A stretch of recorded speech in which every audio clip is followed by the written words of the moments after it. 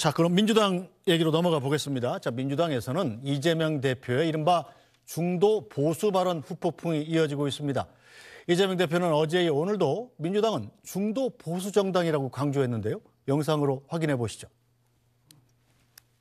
대한민국은 민주당이 중도 보수 정권으로 오른쪽을 맡아야 됩니다. 사실은 중도 보수 정도의 우리 포지션을 실제로 갖고 있고, 우리 진보 진영은 새롭게 구축이 돼야 되고요. 이 사람들은 보수 집단이 아니에요. 보수라고 하는 게 건전한 질서와 가치를 지키는 집단인데, 그 건전한 가치와 질서 핵이라고 하는 헌정질서를 자기 손으로 파괴하고 있잖아요. 우리는 우클릭 안 했어요. 원래 우리 자리에 있는데 민주정권이 언제 경제를 경시했습니까? 우리 보고 자꾸 뭐 우클릭했다고 하는 얘기가 이 프레임이에요.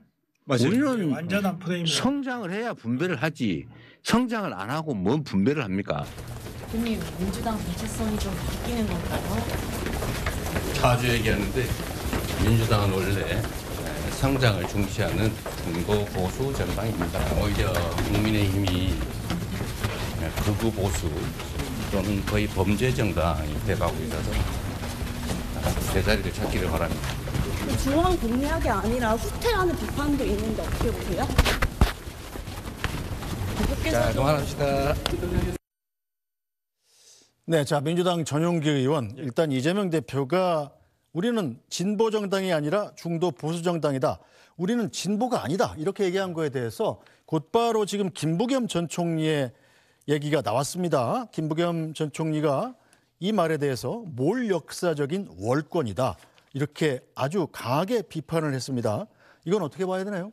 뭐 기본적으로 민주당이 대중정당이라고 하는 것들은 반박하실 수 없을 거라고 저는 생각을 합니다. 민주당이 진보의 가치를 지켜오고 있었고 개혁의 가치를 지켜오고 있었지만 기본적으로 내보내는 정책들 하나하나를 뜯어보면 굉장히 성장을 중시하는 그런 대중적인 정당을 표방하고 있었거든요. 그런 측면에서 중도라고 얘기하신 점, 보수라고 얘기하신 점을 충분히 감안하고도 보면 진보지향적이고 개혁지향적이다라는 이야기도 저는 의미가 있다고 보고 있습니다. 그래서 크게 논쟁의 의미 없이 대중정당화로 가고 있다라고 하는 부분들을 민주당원들과 함께 모아나가면 되지 않을까 싶습니다. 네, 자, 김용태 의원, 이재명 대표 말에 따르면 중도 보수 정당이 민주당이 된다면, 자, 국민의힘은 어떻게 좀 더 오른쪽으로 가야 되는 건가요?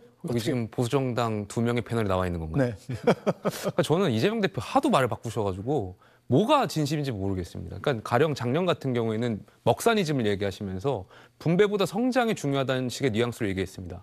근데 실질적으로 작년에 민주당이 보여줬던 법안들은 다 반시장적인 법안들이었습니다. 노란봉투법이라든지 상법 개정안이라든지 등등등 여러 가지가 분배에 초점을 맞춘 그런 법안을 냈는데 말도 바뀌었고요. 또 올해 같은 경우에 신년 간담회였나요? 주 52시간제에 대해서 굉장히 또 그 폐지에 대한 적극적인 이야기를 하셨는데 올해 또 교섭단체 연설에서는 주 4일제를 얘기하시면서 또 완전히 다른 이야기를 했어요. 계속해서 이재명 대표의 삶이 성남시장 경기도지사 그 민주당 대표를 하면서 이 삶 자체가 말과 행동이 계속 바뀐 그런 것들을 많이 보여주셨기 때문에 아무리 보수 정당이 이렇게 말하는 거는 그냥 집권을 위한 쇼 정도라고 저는 이해가 됩니다.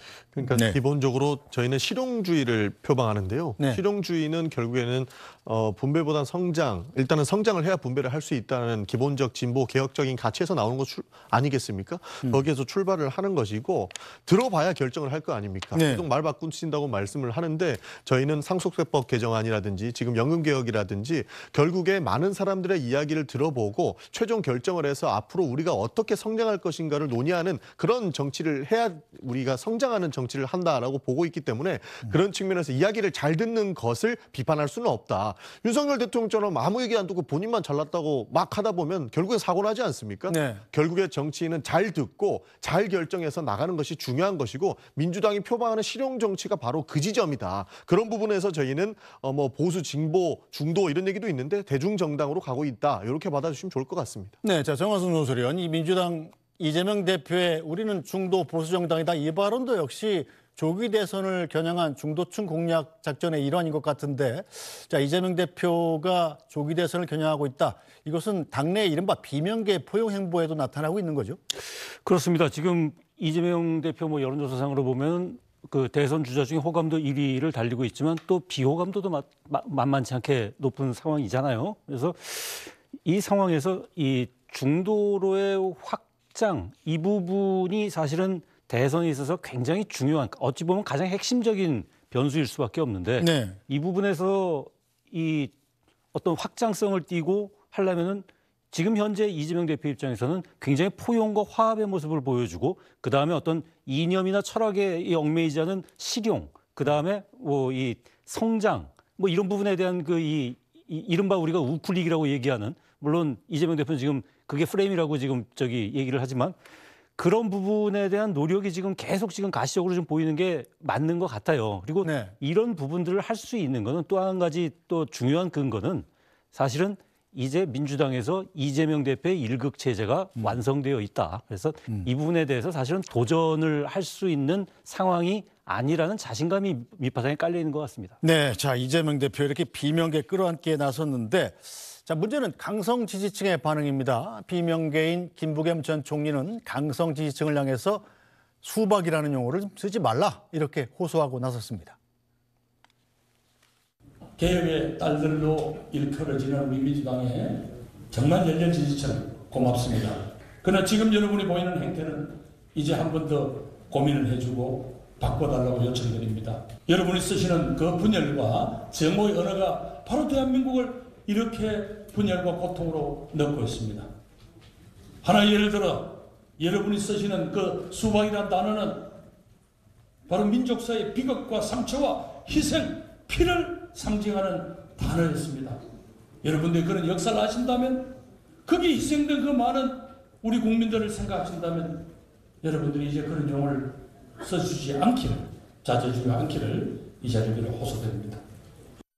네, 자 전용기 의원 일단 이재명 대표가 만약에 조기 대선이 치러진다면 차기 대권 후보의 지지율 1위로 독보적으로 나오는 것은 확실한 사실이긴 합니다만 지금 국민의힘 지지율도 또 만만치 않게 올라와 있단 말이에요. 일부 조사에서는 민주당보다 많다는 더 지지도가 높다는 조사도 있는데 자 이재명 대표도 이런 김부겸 총리 같은 이른바 비주류의 말을 좀 들어야 대권 행보에 좀 안정적인 행보를 가져갈 수 있지 않겠습니까? 그렇습니다. 방금 김부겸 총리께서 말씀해 주신 부분도 타당한 말씀이십니다. 왜냐하면 우리 내부에서 결국엔 싸움을 일으키고 서로를 갈등을 유발할 수 있는 그러한 말들은 당연히 지양해야 되는 것이겠죠. 앞으로는 쓰지 않는 결단을 하고 앞으로 우리가 위기 극복을 어떻게 할 것인가를 함께 논의하고 극복해야 된다라고 봤기 때문에 이재명 대표도 박용진 의원이나 김부겸 총리나 우리 임종석 실장 같은 분들과 만나서 내부의 갈등부터 해결하고 우리가 우리 실용주의를 원하시는 우리 국민들을 포용하자라고 이야기를 하고 있는 것입니다. 네. 그래서 비단